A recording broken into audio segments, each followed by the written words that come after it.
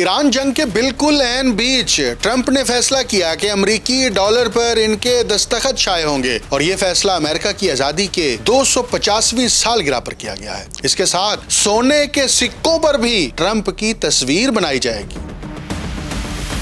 قطر نے دو ٹوک الفاظ میں ایران کے خلاف جنگ کو مسترد کر دیا ہے۔ ایران کوئی عارضی طاقت نہیں، ہزاروں برس کی تاریخ رکھنے والی حقیقت ہے، اور قطر اس کو تسلیم کرتا ہے۔ Total annihilation is not an option. Iran has been here for millennia. Nobody's going anywhere. امریکہ کا انتہائی اہم اسٹریٹجک پارٹنر یورپ بھی ایران جنگ میں تقسیم کا شکار ہے۔ پھر آخر یورپی یونین کس کی ایما پر ایران جنگ کی حمایت کر رہی ہے؟ ایران جنگ کا دائرہ وسیع ہو رہا ہے۔ یمن کی حوثی تحریک نے اسرائیل کے خلاف حملوں کا عندیہ دے دیا ہے۔ حوثیوں کی جنگ میں شمولیت سے کیا نتائج پیدا ہوں گے؟ آپ دیکھ رہے ہیں انٹولڈ سٹوری ود ڈاکٹر اکمل سومرو۔ امریکی صدر ٹرمپ نے ایک اور غیر معمولی قدم اٹھاتے ہوئے امریکی ڈالر پر اپنی چھاپ لگانے کا فیصلہ کر لیا ہے۔ اب پہلی بار امریکی تاریخ میں کسی موجودہ صدر کے دستخط براہ راست کرنسی نوٹس یعنی امریکی ڈالر پر نظر آئیں گے۔ یہ فیصلہ امریکہ کی 250ویں سالگرہ کے موقع پر کیا گیا ہے، مگر اس کے اثرات محض یہیں تک محدود نہیں ہیں۔ یہ طاقت، سیاست اور ذاتی اثر و رسوخ کی ایک واضح علامت بن کر سامنے آیا ہے۔ اب تک امریکی نوٹس یعنی ڈالر پر صرف وزیر خزانہ اور خزانچی کے دستخط ہوتے تھے، مگر ٹرمپ نے اس روایت کو توڑ کر خود کو براہ راست کرنسی کا حصہ بنا دیا ہے۔ دلچسپ بات یہ ہے کہ یہ صرف آغاز ہے۔ ٹرمپ کی موجودگی امریکی کرنسی تک مزید پھیلنے جا رہی ہے۔ ایک نئے منصوبے کے تحت 24 کیرٹ سونے کے یادگاری سکوں کو جاری کیا جا رہا ہے، اور ان یادگاری سکوں پر ٹرمپ کی تصویر کندہ ہوگی، یعنی ٹرمپ کی تصویر والے یہ سکے ہوں گے، جو ان کی علامتی حیثیت کو مزید مضبوط کرنے کے مترادف ہے۔ یہ پہلی بار نہیں کہ ٹرمپ نے سرکاری وسائل پر اپنا نشان چھوڑا ہو۔ 2020 میں کرونا وبا کے دوران جاری کیے گئے امدادی چیکس پر بھی ان کا نام نمایاں طور پر لکھا ہوا تھا۔ آج صورتحال یہ ہے کہ ٹرمپ کا نام صرف کرنسی تک محدود نہیں، بلکہ واشنگٹن کے اہم اداروں جیسے Kennedy Center for the Performing Arts اور United States Institute of Peace سے لے کر ادویات کے پروگرامز، بچت اسکیموں اور حتیٰ کہ مجوزہ جنگی جہازوں تک ٹرمپ کا نام پھیل چکا ہے۔ نام بھی لکھا جا رہا ہے، تصویریں بھی چھپ رہی ہیں اور دستخط بھی شامل۔ یہ محض ایک دستخط نہیں ہے۔ ٹرمپ صرف اس وقت امریکی حکومت نہیں چلا رہے، بلکہ تاریخ پر اپنا نام کندہ کرنے کی کوشش میں ہیں۔ میرا خیال ہے یہ نرگسیت کی بدترین مثال ہے، اور جس کا شکار ہمیں اس وقت ٹرمپ نظر آ رہے ہیں۔ ایران جنگ کے دوران بھی ان کے بہت سارے مضحکہ خیز بیانات جب ہم دیکھتے ہیں تو عقل حیران ہو جاتی ہے۔ ابھی تازہ بیان میں ٹرمپ نے ایک اور دعویٰ کیا کہ ایران کی قوم اور ایران کی قیادت نے یہ فیصلہ کیا کہ ٹرمپ یعنی مجھے وہ اپنا سپریم لیڈر چننا چاہتے ہیں، منتخب کرنا چاہتے ہیں۔ تو ٹرمپ نے کہا میں نے انکار کر دیا، میں سپریم لیڈر نہیں بن سکتا، اس سے بہتر ہے میں بے روزگار رہوں۔ They say, I don't want it. We'd like to make you the next supreme leader. No, thank you. I don't want it. یہ ایسی حماقت پر مبنی بیان ہے جس سے نہ صرف امریکی جمہوریت کا مذاق اڑایا جا رہا ہے، بلکہ ٹرمپ کی شخصیت میں کتنا جھول ہے اور سائیکولوجیکلی یہ کتنا فٹ ہیں، اس کا بھی واضح طور پر ہمیں ثبوت مل رہا ہے۔ اور ٹرمپ نرگسیت کے ساتھ ساتھ خود پسندی کے اس انتہا تک پہنچ چکے ہیں کہ وہ پہلے امن کا نوبل انعام مانگتے رہے، اور اب وہ جنگ کا دائرہ مزید بڑھانے کی کوشش میں ہیں۔ حالانکہ کانگریس کی طرف سے انہیں مکمل حمایت نہیں ہے، امریکی عوام کی طرف سے مکمل حمایت نہیں ہے۔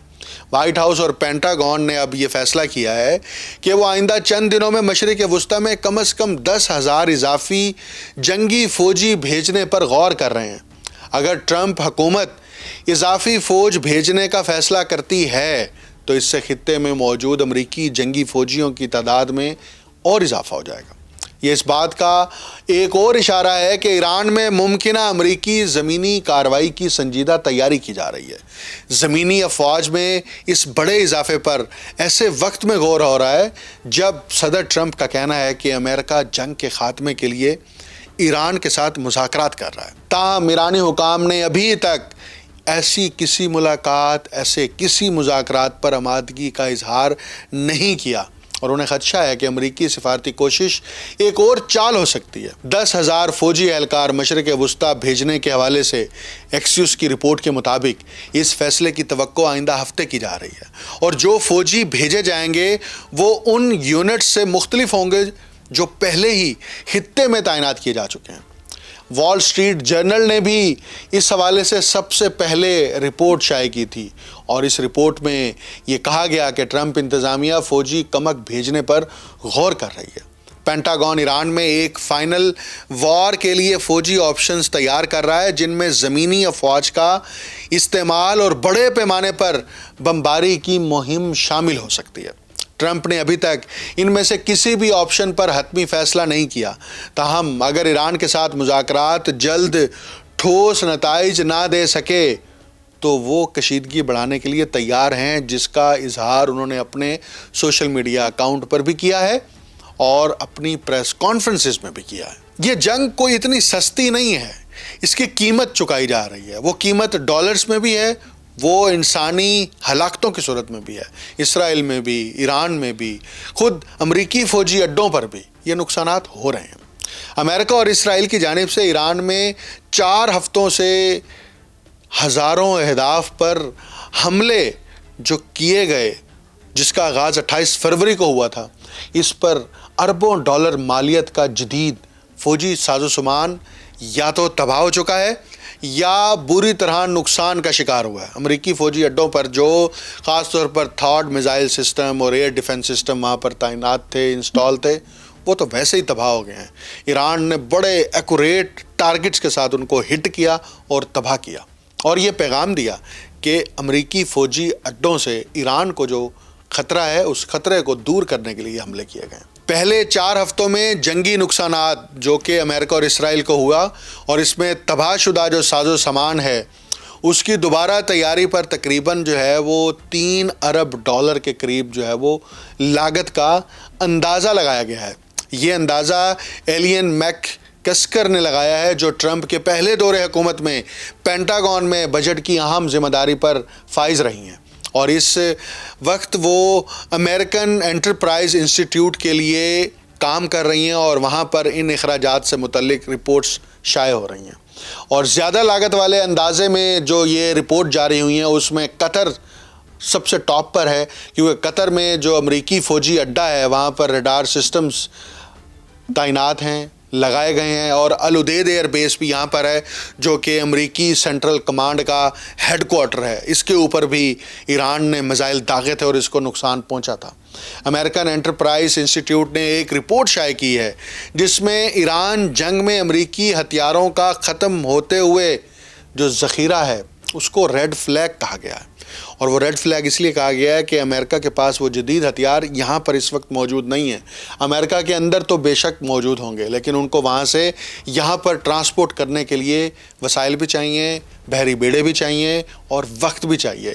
اس لیے اس رپورٹ میں یہ کہا گیا ہے کہ جو ذخیرہ ختم ہو رہا ہے یہ ریڈ فلیگ ہے، یعنی کہ یہ امریکہ کے لیے مزید خطرہ ہو سکتا ہے۔ اب اس سارے سینیریو میں جو ایک بڑی تیزی سے پیش رفت ہوئی ہے وہ مشرق وسطیٰ میں بڑھتی ہوئی جنگی کشیدگی کے بالکل درمیان میں یوکرین کے صدر ولادیمیر زیلنسکی کا اچانک سعودی عرب کا دورہ ہے۔ یہ دورہ ایسے وقت میں ہوا ہے جب خلیجی ریاستیں یوکرین کی جدید فضائی دفاعی صلاحیتوں میں غیر معمولی دلچسپی لے رہی ہیں۔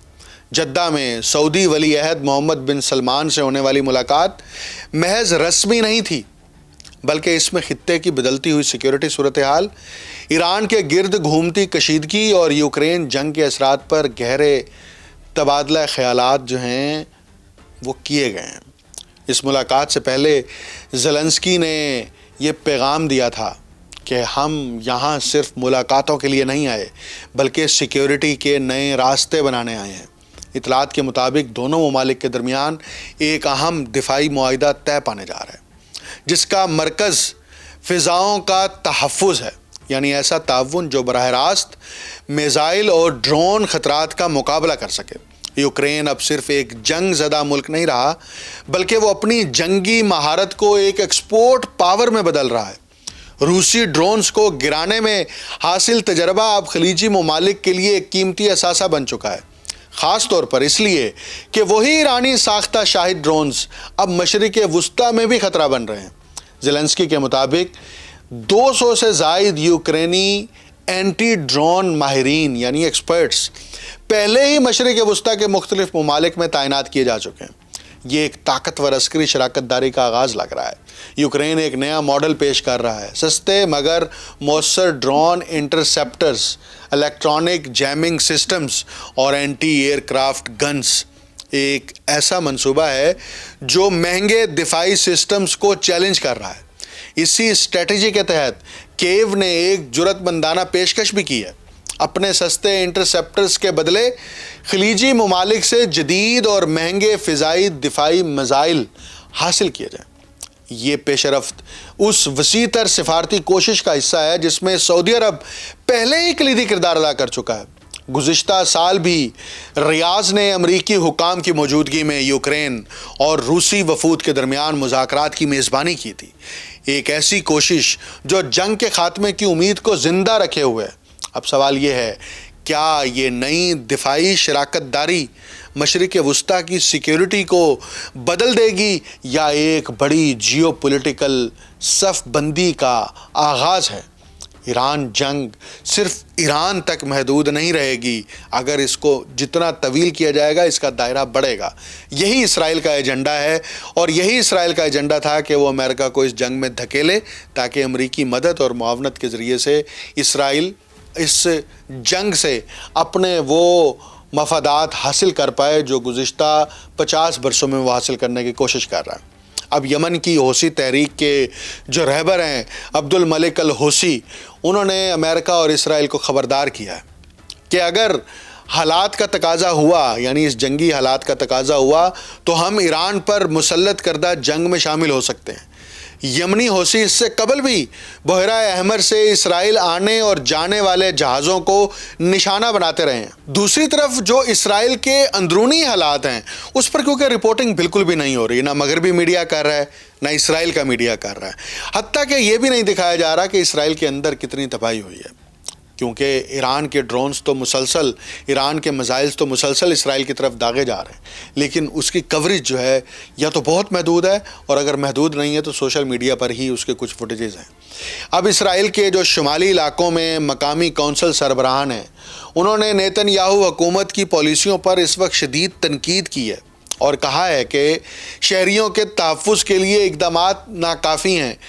ادھر جو لبنان سے حزب اللہ حملہ آور ہے، حزب اللہ کے ہاتھوں تباہی کا ذکر کرتے ہوئے شمالی اسرائیلی شہر مارگالیوت کا جو میئر ہے وہ زاروں قطار رو رہا ہے اور یہ کہا ہے کہ ہر چیز تباہ ہو گئی ہے مگر کوئی بھی ملک اسرائیل کا ساتھ دینے کو تیار نہیں ہے۔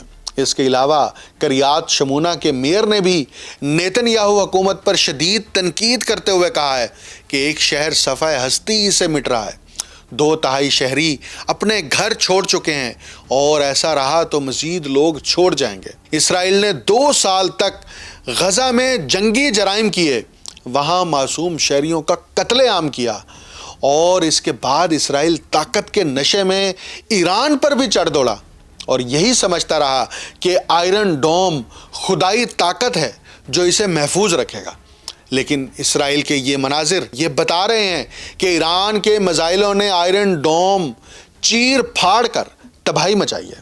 اسرائیل اور امریکہ دونوں کو ایران پر مسلط کی گئی اس جنگ کی قیمت چکانا ہوگی اور وہ چکا رہے ہیں۔ یہ ایران کی جنگ اتنی کمپلیکس ہوتی جا رہی ہے کہ ایک طرف نیٹو امریکہ کا اتحادی بننے کے لیے انکاری ہے اور امریکہ خاص طور پر ٹرمپ نیٹو کو دھمکیاں دے رہا ہے کہ نیٹو امریکہ کے بغیر کچھ نہیں ہے، بلکہ یہ لفظ استعمال کیا گیا کہ نیٹو کاغذی شیر ہے۔ We were very disappointed with NATO. NATO's a paper tiger because NATO has done absolutely nothing. दूसरी जानिब यूरोप के अंदर भी यही महाज है।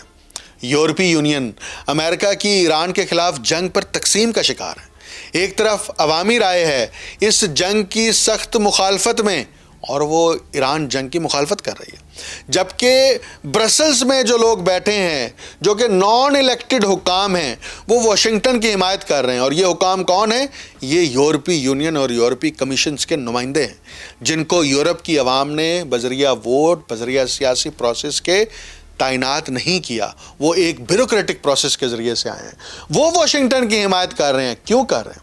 यूरोपीय ममालिक इस मामले पर मुश्तरका मौक़िफ़ अख्तियार करने में नाकाम है, लेकिन यूरोपीय यूनियन के ये ब्यूरोक्रेट्स जो हैं वो वाशिंगटन को एक मुस्बत पैगाम देने की कोशिश में हैं। स्पेन और इटली ने जंग पर सख्त तनकीद की है, जबकि फ्रांस समेत कुछ दीगर ममालिक खुलकर मजम्मत करने से गुरेज कर रहे हैं और उन्होंने मशरिक़ वस्ता में अपनी फ़ौजी मौजूदगी बढ़ाने की तरफ अंदिया भी दिया है। लेकिन दूसरी जानिब ये ब्रसल्स के ब्यूरोक्रेट्स ने ज़्यादातर इस बात पर तवज्जो दी है कि अमेरिका ने पहले मुशावरत नहीं की लेकिन जंग की मजम्मत नहीं की। यूरोपीय यूनियन के हुकाम पर सनतों और फौजी लॉबीज़ का असर है जो जंग से फ़ायदा उठाती हैं।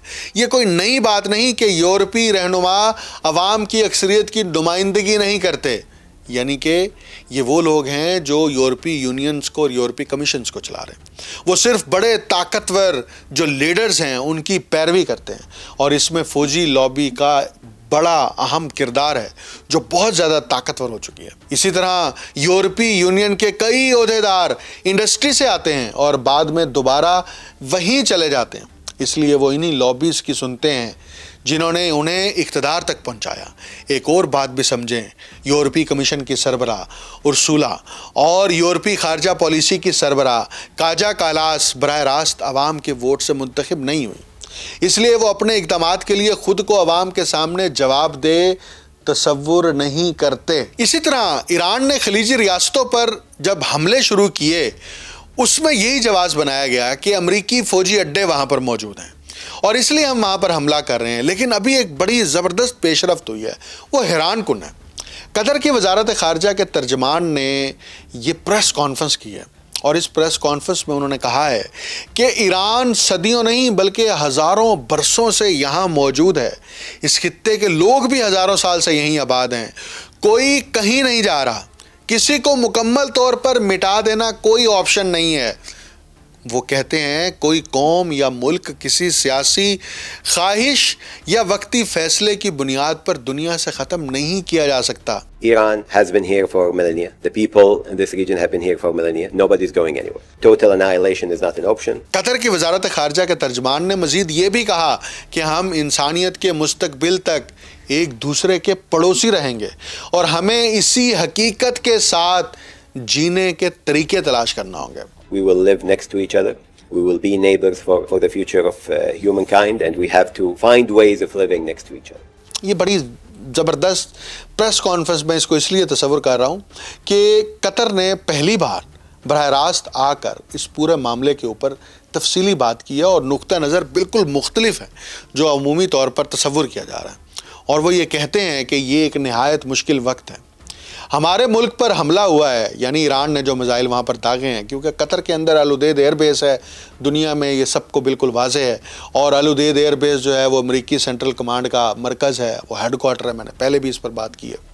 और वो अब ये कहते हैं कि हमारी खुद मुख्तारी को निशाना बनाया गया है। ठीक है, हमने इसके असरात अपनी मईशत पर भी देखे हैं और यहाँ रहने वाले लोगों की रोज़मर्रा ज़िंदगी पर भी देखे हैं। हम इसे मामूली नहीं समझते और ना ही अपनी खुद मुख्तारी पर हमले को ऐसी चीज़ मानते हैं जिसे नज़रअंदाज किया जा सके। फिर वो बात आगे बढ़ाते हैं, लेकिन इसके बावजूद ईरान के 9 करोड़ लोगों के साथ, एक बावकार कौम के साथ, जिसके साथ हम हज़ारों बरसों से खलीज को बांटते आ रहे हैं, यानी शेयर करते हुए आ रहे हैं, हमें आगे भी एक साथ रहना है। हमें इस सूरत हाल से निकलने का रास्ता तलाश करना ही होगा। ये वाकई एक कड़ा इम्तिहान है, मगर हम इससे निकलने का रास्ता ढूंढ लेंगे। कतर मज़ीद क्या कहता है? वज़ारत ख़ारजा का तर्जुमान कहता है कि हमारा पैगाम हमेशा ईरान के लिए यही रहा है कि हमारे अवाम के दरमियान बरादराना اور ہمسایہ تعلقات کو ہر دوسری سیاسی بات پر فوقیت حاصل ہونی چاہیے۔ ان کا اس طرح ہمارے ملک پر حملہ کرنا نہ تو اچھا ہمسایہ ہونے کی علامت ہے اور نہ ہی اس برادرانہ تعلق کی روح کو ظاہر کرتا ہے۔ آگے وہ کہتے ہیں لیکن اس کے باوجود ہمارے خطے میں ہمارے پاس اس حقیقت کے سوا کوئی متبادل نہیں کہ ہمیں ساتھ ہی رہنا ہے۔ اگر یہ بات قطر کو اب سمجھ آ گئی ہے تو قطر کو سب سے پہلے اپنا سیکیورٹی کا ڈھانچہ تبدیل کرنا چاہیے۔ آل عدید ایئر بیس کو وہ براہ راست تو خالی نہیں کرا سکتا، اتنی طاقت قطر کے پاس ہے نہیں، کیونکہ اگر قطر نے ایسی کوئی حرکت کی کوشش کی تو امریکہ قطر کی اینٹ سے اینٹ بجا دے گا۔ لیکن اپنے سیکیورٹی پروٹوکولز کے اوپر اب خلیجی ریاستوں کو سوچنا پڑے گا، سعودی عرب کو بھی، عمان کو بھی، بحرین کو بھی، کہ وہ اب امریکی پراکسی کے لیے کام نہیں کریں گے، اور اگر وہ یہ نہیں سوچیں گے تو ان کا حال بھی ویسے ہوگا جیسے عراق کا ہوا، جیسے لیبیا کا ہوا۔ 2003 کی جنگ کے بعد عراق کے تیل سے حاصل ہونے والی جو آمدنی ہے اس کا ایک خاص سسٹم امریکہ نے بنایا ہے جسے ڈیولپمنٹ فنڈ فار عراق کہا جاتا ہے۔ بظاہر یہ فنڈ عراق کا ہے لیکن اس کی حقیقت کچھ اور ہے۔ عراق کے تیل کی ساری آمدنی پہلے امریکہ کے federal reserve bank of new York میں جمع ہوتی ہے، یعنی عراق اپنی ہی کمائی تک براہ راست رسائی نہیں رکھتا بلکہ اسے امریکی مالیاتی نظام کے ذریعے گزرنا پڑتا ہے۔ مستقبل میں یہی صورتحال خلیجی ریاستوں کو درپیش ہوئی اور امریکہ یہاں پر ایک بڑی فوجی مہم کے ذریعے سے ان کے وسائل کے اوپر براہ راست کنٹرول حاصل کر کے، اب بھی اگرچہ اوپیک کے اوپر کنٹرول امریکہ کا ہے، تیل یہاں سے نکلتا ہے، لیکن ان ریاستوں کے حکمرانوں کو یہ حق حاصل نہیں ہے کہ وہ تیل کی قیمت بھی مقرر کر سکیں۔ وہ تیل کی قیمت بھی جو ہے وہ اوپیک مقرر کرتی ہے، لیکن اگر اس کی کوئی شکل بگڑتی ہے تو یقیناً انہی وسائل اور ریسورسز کو انہی حکمرانوں اور انہی عوام کی استحصال کے خلاف استعمال کیا جائے گا۔ ایران جو اس وقت اپنی اس پالیسی کے اوپر اس جنگ کے دوران ڈٹا ہوا ہے، اس کی مین ڈیٹرنس یہی ہے کہ وہ خود مختاری کے اوپر کمپرومائز نہیں کرے گا، جس کے لیے وہ قیمت چکا رہا ہے اور قیمت چکائی ہے۔ لیکن معاملہ یہ ہے کہ اس پورے پروسیس کے اندر جنگ ختم بھی ہوتی ہے، رکتی بھی ہے، تو ایران نے یہ فیصلہ کیا ہے کہ ہم ڈگنیٹی کے ساتھ اس جنگ کو ختم کریں گے، اور وہ ڈگنیٹی یہی ہے کہ اس جنگ کے نقصانات کا ازالہ کیا جائے، اور اگر اس کا ازالہ نہیں کیا جاتا اور ایران کے نقصان کو ختم کرنے کے لیے ایران کے اوپر پابندیاں ختم نہیں کی جاتی یا ایران کے جوہری پروگرام کو ہدف بنایا جائے گا تو ہم اس کے لیے تیار نہیں ہیں۔ اس لیے ٹرمپ کے مذاکرات کی پیشکش کو بھی ٹھکرایا ہے اور کسی بھی بیک ڈور ڈپلومیسی اور پالیسی کی خبروں کو بھی مسترد کیا ہے، اور یہ بھی اعلان کیا ہے کہ ایران اپنی سوورنٹی کو برقرار رکھے گا۔ یہ مسلم ریاستوں، مشرق وسطیٰ اور یہاں پر بسنے والی قوم اور حکمرانوں کو آج یہ سوچنا پڑے گا کہ وہ کب تک امریکی مفادات کا ایندھن بن کر اپنے انسانوں، اپنی قوم، اپنی عوام کو قتل کراتے رہیں گے، اور کب تک اپنے وسائل امریکہ اور واشنگٹن کے آگے گروی رکھ کر خطے کے اندر اسرائیل کے مفادات کے لیے کام کریں گے۔ مجھے ڈاکٹر اکمل سمرو کو اجازت دیجیے۔ اللہ حافظ۔